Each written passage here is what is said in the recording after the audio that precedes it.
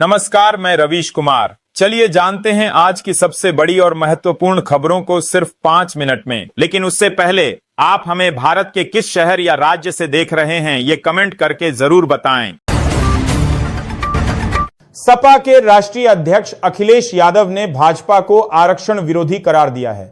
सपा प्रमुख ने सोमवार को एक्स पर लिखा कि भाजपाई वो घोटालेबाज लोग हैं जो संविधान द्वारा दिया गया आरक्षण भी सरेआम मार देते हैं। वहीं उन्होंने देहरादून में त्रिपुरा के छात्र की हत्या के मामले में सर्वोच्च न्यायालय से स्वतः संज्ञान लेने की भी मांग की है। अमित शाह असम में कांग्रेस पर जमकर हमला बोला।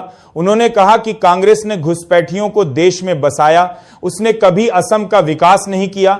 घुसपैठियों के खिलाफ कार्रवाई मोदी सरकार की प्राथमिकता है। पूरे देश से घुसपैठियों को निकालेंगे।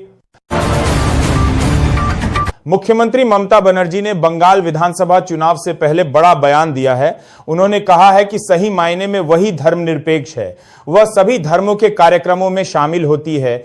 तृणमूल सुप्रीमो ने कहा कि जब वह सिखों के कार्यक्रम में जाती हैं तो कोई सवाल नहीं उठता, वहीं उनके ईद के कार्यक्रम में शामिल होने पर कुछ लोग सवाल खड़े करने लगते हैं। चीनी एजेंसियां नेपाली लड़कियों को पैसे से खरीदवाकर चीनी नागरिकों की दुल्हन के तौर पर पेश कर रही थी। इसके बाद चीनी नागरिक उन्हें अपनी दुल्हन के रूप में रखते और उनकी अंतरंग वीडियो बनाकर दोस्तों और सोशल मीडिया पर शेयर करते। अब इसका पर्दाफाश हो गया है। एक्सपर्ट ने निवेशकों को अलर्ट करते हुए कहा है कि इतिहास बताता है चांदी की ऐसी तूफानी बढ़त का अंत अक्सर बहुत तेज गिरावट के साथ होता है। ऐसे में निवेशकों को सावधानी बरतने की जरूरत है। पटना में प्रदेश कांग्रेस मुख्यालय सदाकत आश्रम में एक मिलन समारोह आयोजित हुआ। इसमें लोजपा सिवान जिला अल्पसंख्यक प्रकोष्ठ के पूर्व अध्यक्ष सोहेल अहमद और छात्र नेता अदनान अली कांग्रेस में शामिल हो गए। प्रदेश अध्यक्ष राजेश राम ने उनका स्वागत किया। हरियाणा कांग्रेस 2025 में एकजुट नहीं हो पाई। राहुल गांधी की नसीहत के बावजूद गुटबाजी जारी रही। भूपेंद्र सिंह हुड्डा मजबूत रहे, जबकि कुमारी सैलजा और रणदीप सुरजेवाला अपने समर्थकों को लामबंद करते रहे। 32 जिलाध्यक्षों की नियुक्ति हुई, लेकिन प्रदेश कार्यकारिणी का गठन नहीं हो सका। मंडी सांसद कंगना रनौत ने अपनी तस्वीरों के एआई दुरुपयोग पर कड़ा ऐतराज जताया है।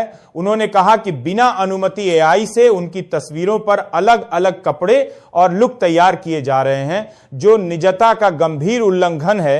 कंगना ने लोगों से दूसरों की तस्वीरों को मनमाने ढंग से एडिट करना बंद करने की अपील की और डिजिटल स्पेस में महिलाओं की गरिमा व निजता की सुरक्षा के लिए सख्त कानूनों की आवश्यकता पर जोर दिया।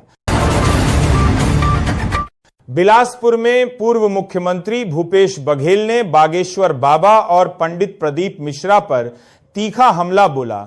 उन्होंने चंदा प्रथा, अंधविश्वास और राजनीति से धर्म को जोड़ने पर सवाल उठाए। बघेल ने भाजपा नेताओं को चुनौती देते हुए कहा कि सनातन धर्म किसी की ठेकेदारी नहीं है।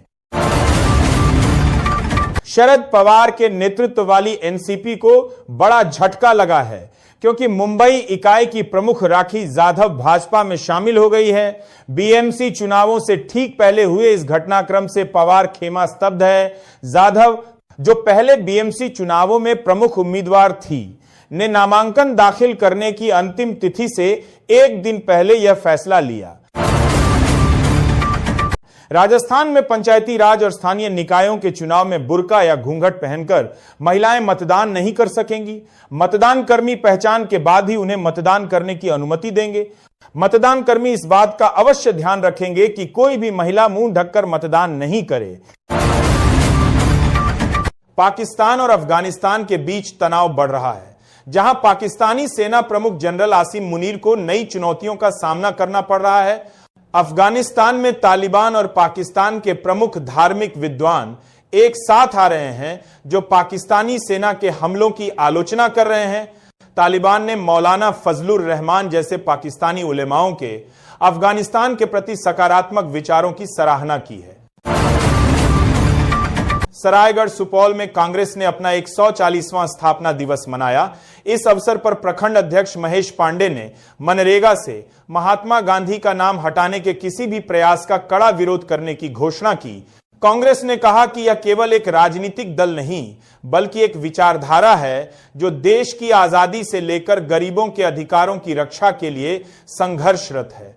पार्टी ने 5 जनवरी से चरणबद्ध आंदोलन शुरू करने का ऐलान किया। गाजियाबाद के राजनगर एक्सटेंशन में हम तुम रोड की जर्जर हालत के विरोध में 7 सोसाइटियों के निवासियों ने रोड शो और धरना प्रदर्शन किया। 4 साल से खराब सड़क पर गहरे गड्ढे, जलभराव और स्ट्रीट लाइट की कमी से हादसे हो रहे हैं, जिनमें कई लोगों की जान जा चुकी है। निवासियों ने जीडीए पर लापरवाही का आरोप लगाते हुए तत्काल मरम्मत और चौड़ीकरण की मांग की।